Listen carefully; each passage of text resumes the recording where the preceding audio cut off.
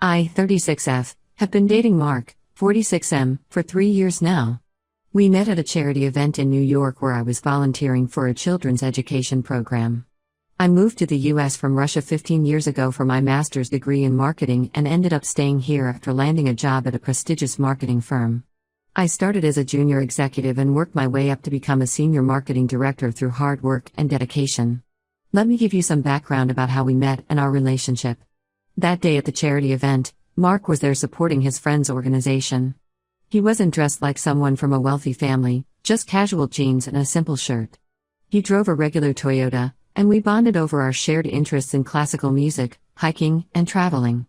It wasn't until our third date that I accidentally found out his family owned a chain of luxury hotels. I discovered this when we ran into his father at a restaurant, and he casually mentioned their new hotel opening.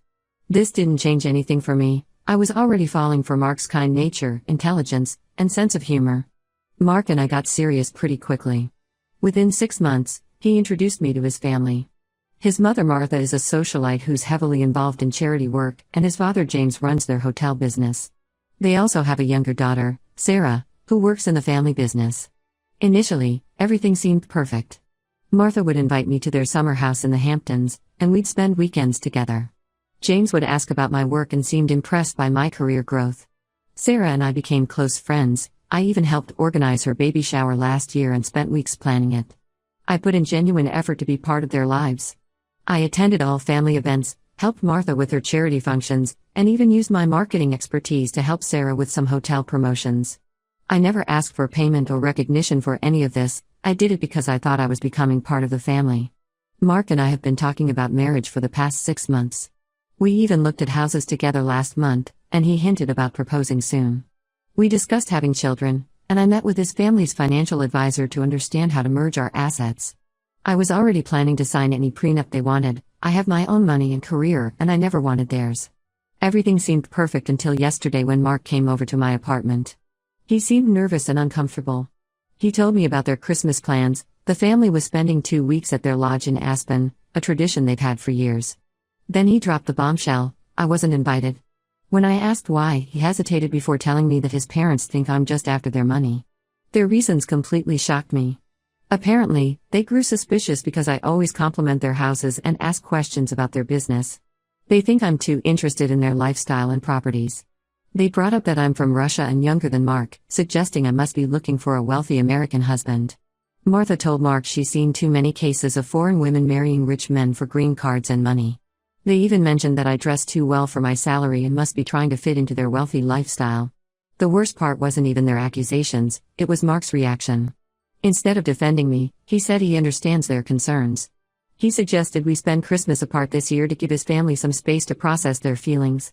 When I got upset and started crying, he said I was overreacting and that it's just one holiday. He kept saying things like, let's not make this bigger than it needs to be, and if you have nothing to hide, you'll understand their concerns. I feel completely betrayed and humiliated. I've spent 3 years building a life with this man. I have my own career that I built from scratch, my own apartment in Manhattan that I bought with my savings, and I've never asked Mark or his family for a single penny. Yet they've reduced me to a stereotype, the Russian woman looking for a rich American man. What hurts most is that Mark, who knows me better than anyone, who knows how hard I've worked for everything I have, didn't stand up for me. I haven't spoken to Mark since yesterday. He's been texting me saying we should talk when things calm down, but I don't know what to say. How do you move forward in a relationship when your partner's family sees you as a gold digger, and your partner doesn't have the backbone to defend you? I keep thinking about all the times I spent with his family. Was Martha judging me when I helped her organize her charity gala? Was James analyzing my intentions when I gave suggestions for their hotel marketing? Was Sarah pretending to be my friend while discussing my possible motives with her family? Were all those warm family moments fake? Did they always see me as an opportunist trying to infiltrate their wealthy world? Right now, I'm seriously considering ending this relationship. If Mark won't stand up for me now, will he ever? Am I supposed to spend the rest of my life trying to prove my love is genuine to people who have already decided I'm a gold digger? And how can I marry into a family that has such a low opinion of me? But 3 years is a long time to just throw away. Should I try to prove them wrong? Or should I just walk away with my dignity intact? I need advice from people who aren't emotionally invested in this situation. Am I overreacting, or is this the red flag I can't ignore? Update 1. I had to come back to update you guys because things have gotten way more complicated than I imagined. First, I want to thank everyone who commented on my last post. Your support and insights really helped me think clearly about this whole mess. After my last post, I decided to confront Mark. I needed to understand why he wouldn't defend me and hear his side of the story. We met at a cafe near my apartment, somewhere public because I didn't want this to turn into an emotional scene at either of our places. What I found out during this conversation made everything so much worse than I had imagined. Mark finally revealed that his parents hired a private investigator to look into my background 6 months ago. They did this behind his back and only told him about it last month, right before they started planning their Christmas trip.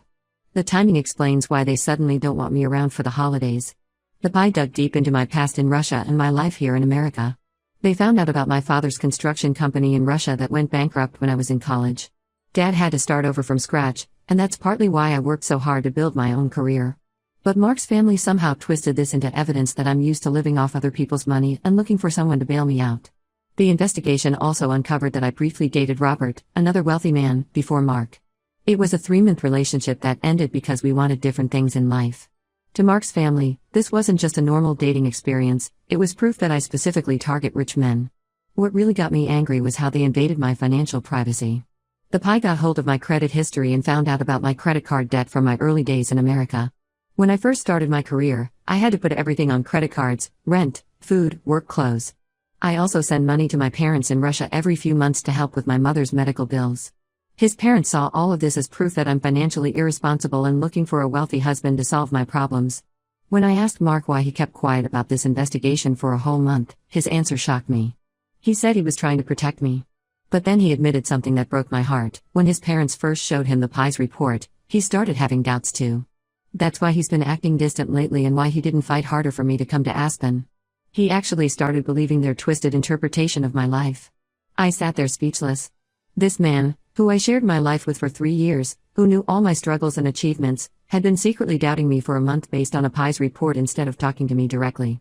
He let his parents violate my privacy and didn't say a word. Even worse, he admitted that he and Sarah had been discussing my spending habits, analyzing everything from the brands I wear to the restaurants I suggest for dates.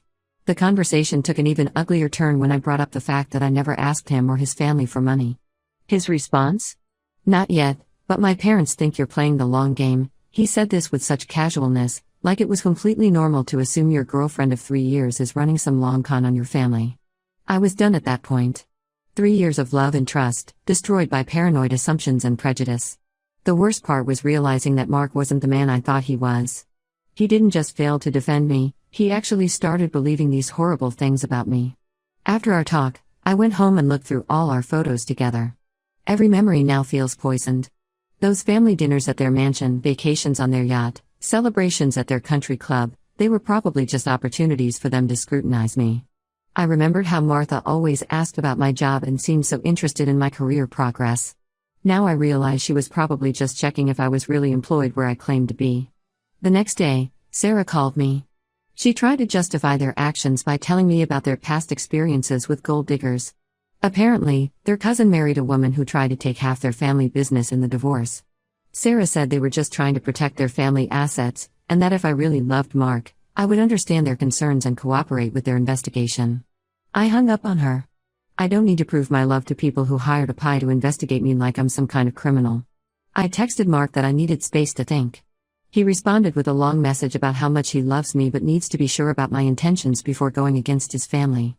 That message made my decision clear. I'm done. I don't want to be with someone who needs proof of my love while giving me no trust in return. I haven't replied to his message yet, but I plan to end things officially when I feel strong enough to face him again. His family may think I'm after their money, but they just showed me that all their wealth couldn't buy them basic human decency or respect for others. I'd rather be alone than be with someone who lets their family treat me like a criminal just because of where I come from. Update 2. I know many of you have been asking for an update, so here it is. The past month has been a complete roller coaster, and I discovered things that made me realize I dodged a major bullet with Mark and his family. Their true colors came out in ways I never expected. After my last update, I sent Mark a clear message ending our relationship. I was direct and told him I couldn't be with someone who didn't trust me and allowed his family to treat me like a criminal. Instead of accepting my decision, he started showing up at my workplace with expensive flowers and gifts. He would wait outside my office, trying to catch me during lunch breaks. He kept saying he made a huge mistake and wanted to fix things. This sudden change in his behavior seemed strange. Just weeks ago he was doubting my intentions, and now he was desperate to get me back. Last week, I found out the real reason behind his desperate attempts to reconcile. One of my friends, Anna, works at a law firm that handles some business for Mark's family's hotel chain. She told me something that made everything click. Apparently, Mark's family business was going through a major merger with a Russian hotel chain called Volkov Hotels. They needed someone who understood both American and Russian business culture to help with the negotiations and smooth things over with the Russian executives.